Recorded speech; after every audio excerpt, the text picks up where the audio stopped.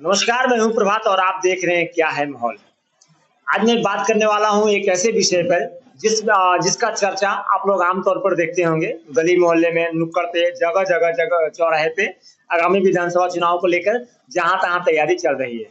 अभी मैं बात कर आज मैं एक विशेष कार्यक्रम लेकर आपके बीच आया हूँ, जहाँ पे मैं जो शब्द का इस्तेमाल करूंगा हो सकता है वो शब्द किसी को खराब लगे, अच्छा ना लगे, लेकिन मैं समझता हूँ कि उसको समझाने का एक बेहतर तरीका है।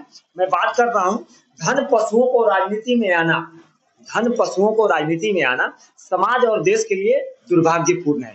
मैं धन पशु का जो इस्तेमाल है वो किनके लिए कर रहा हूँ वो मैं बताना चाहता हूँ आपको।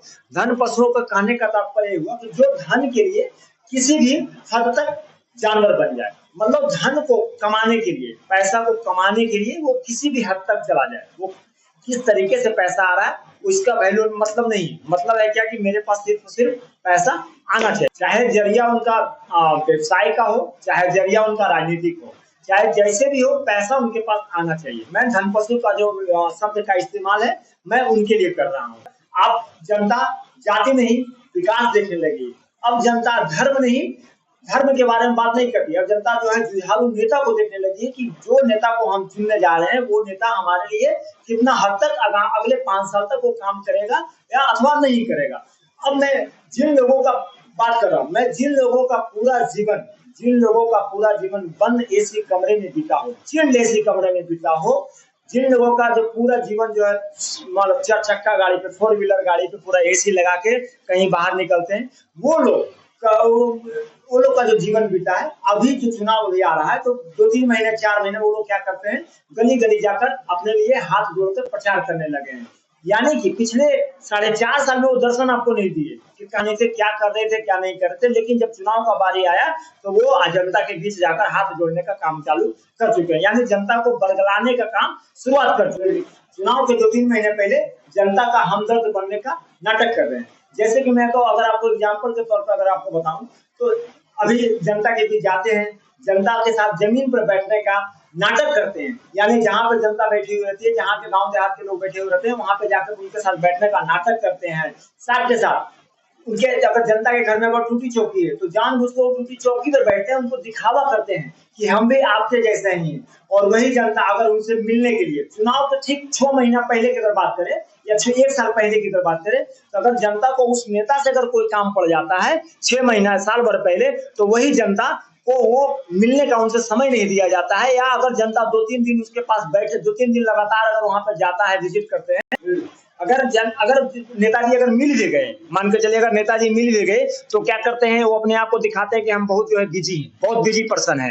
तो वो क्या करते हैं, उनको मिलने का समय नहीं दिया जाता है, बात उनसे पूरा नहीं हो पाता है, आधा अधूरा बात होता है और अपने आप को दिखावा करते हैं कि हम बहुत व्यस्त हैं। और मैं एक बात और ही बताना चाहता हूँ, मिलने का तो छोड़ दीजिए, पैरवी करना पड़ता है उनसे मिलने के लिए, बात करने के लिए पैरवी करना पड़ता है। पैरवी के बावजूद भी क्या होता है कि नेता लोग मिल नहीं पाते, अपने आप को इतना बिजी होने का दिखावा करते हैं। और समय अभी देखिए क्या है कि 2-3 महीने का चुनाव है, अभी हाथ गली गली जोड़ जोड़ के हाथ घूम रहे हैं, आशीर्वाद लेते चल रहे हैं।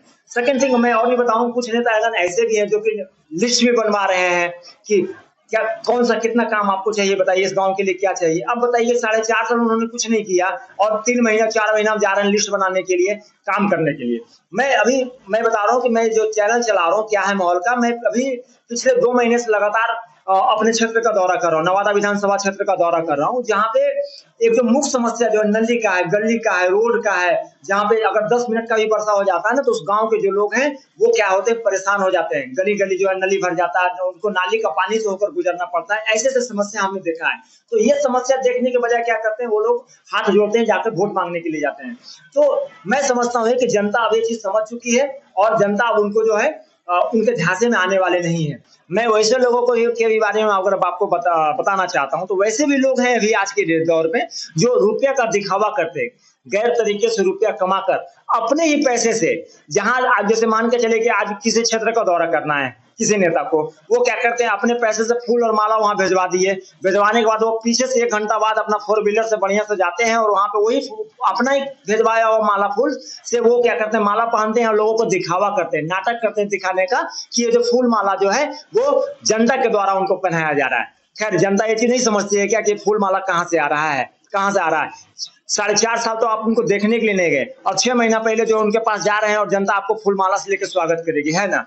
आप खुद अंदाजा लगाइए कि कैसे, क्या इन लोग का प्रोपेगेंडा है, चुनाव लड़ने का क्या तरीका है उनका चुनाव लड़ने का। खैर छोड़िए, मैं आपको बताना चाहता हूं कि जहां तक मेरी समझ से परे है, अब जनता को मूर्ख बनाया नहीं जा सकता है। बहुत दिन मूर्ख बनाने का काम हुआ, बहुत दिन आप समय को टालने का काम हुआ।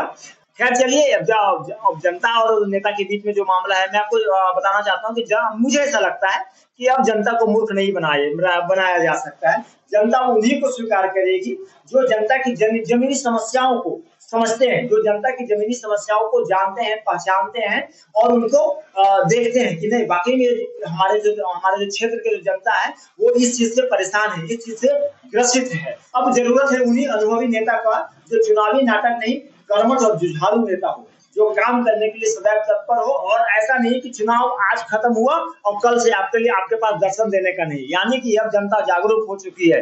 अब जनता वोट देगी तो आपको जो है साल भर 6 महीना में एक बार आपको अपने विधानसभा क्षेत्र का आपको दौरा हर गांव का आपको करना पड़ेगा। ये जनता ने तय कर लिया है कि वही नेता को हम वोट करेंगे जो हमारे क्षेत्र का लगातार हमारी समस्याओं को लगातार देखने के लिए हमारे शहर में, हमारे गाँव में आएंगे। हम उसी नेता को हम चयन करेंगे। समाज में अग्रणी बुद्धिजीवी लोग जो इन धनपशुओं को बहिष्कार कर रही है, समाज के उन मैं लोगों को बात कर रहा हूँ, जैसे दलित लोग जो लोग आते हैं, पिछड़ा अति पिछड़ा जो लोग आते हैं, दलित वंचित समुदाय से जो लोग आते हैं, वो सब जान चुकी है अब धन रुपये के दम पर नहीं, अब जो है धन रुपये के दम पर नहीं, चुनाव के समय किसी भी प्रलोभन में आने वाले नहीं है। यानी धन रुपये का जो प्रलोभन जो दिया जाता है उसके झांसे में आने वाले नहीं। अब साफ छवि, साफ मतलब समाज में जो अच्छा आपका जो, अब जनता ने तय कर लिया है कि अब साफ छवि वालों को ही जनता मौका देगी, जिनकी समाज में प्रतिष्ठा हो, जिनके समाज में जो विचार हो वो अच्छा हो, और जिनका जो बैकग्राउंड हो वो क्लियर हो। यानी साफ छवि और साफ सुथरी राजनीति करने वालों को ही जनता मौका देगी। अब उन लोगों का दिन खत्म हो गया जो कि जनता को बरगलाने का काम कर रही है। मैं जिनका जो आजीवन किसी भी वर्ग के लोगों को किसी भी प्रकार का दुख दर्द नहीं समझे और किसी प्रकार से जनता के बीच जाने का प्रयास नहीं करते हैं, अब जनता उनको मौका देने वाले नहीं है। जनता ये चीज समझ चुकी है कि अब जो जनता के बीच आएंगे अब उन्हीं को मौका दिया जाएगा। मैं अपने विचार को इस पंक्ति के द्वारा आपके साथ साझा करना चाहूंगा कि वैसे पेड़ रूपी नेता को समाज रूपी मिट्टी में पनपने से रोकना होगा। वैसे पेड़ रूपी नेता को समाज रूपी मिट्टी में पनपने से रोकना होगा जो जनता को केवल बरगलाने का काम कर रहे हैं, जनता के समस्याओं को सब सुनने समझने का क्षमता नहीं रखते हैं। वैसे लोगों को से मैं सजेशन देता हूं कि दूरी बनाइए, अभी समय है आपका, क्योंकि फिर से 3 महीना 4 महीने बाद जब चुनाव हो जाएगा तो कहीं ऐसा ना हो कि फिर आपको बाद में पछताना पड़े कि हमने गलत डिसीजन ले लिया। डिसीजन अभी आपको है लेने का, और अभी उस नेता को स्वागत कीजिए जो आपको लगता है कि हमारे लिए हमारे कार्य को ये सर्वप्रथम आगे रखेंगे। धन्यवाद।